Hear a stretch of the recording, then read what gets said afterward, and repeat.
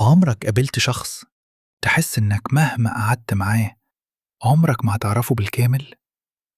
الناس الغامضة دايماً ليها حضور مختلف، مش لازم يكونوا بيتكلموا كتير، بس أول ما يدخلوا أي مكان تحس إن في حاجة مميزة. الغموض مش معناه تكلف ولا إن الشخص يتعمد يبقى صعب، بالعكس، أغلب الناس الغامضة هادية جداً وطبيعية، بس عندهم حاجة مشتركة، إنهم مش بيكشفوا كل اللي جواهم بسهولة.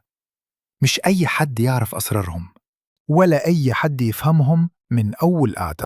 تلاقيهم يسمعوا أكتر ما يتكلموا ويراقبوا التفاصيل الصغيرة جدا، وعندهم قدرة غريبة على فهم الناس. الناس الغامضة غالبا مرت بحاجات كتير خلتها هادية كده. اتعلموا إن مش كل اللي جواك لازم الناس تعرفه، وإن الكلام الكتير أوقات بيضيع هيبة الشخص. عشان كده تلاقي عندهم هدوء غريب وثقة من غير استعراض. ما يحاولوش يلفتوا الانتباه، بس الانتباه بيروح لهم لوحده. وفي نفس الوقت الناس الغامضة ساعات بتتعب لأن كتير بيفهموا سكوتهم غلط.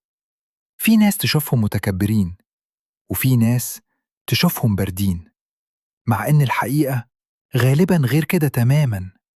هم بس متعودين يحتفظوا بمشاعرهم لنفسهم.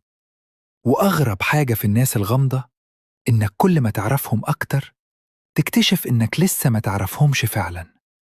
وعشان كده وجودهم بيفضل مميز، لأن البشر بطبعهم بينجذبوا للحاجات اللي مش مفهومة بالكامل.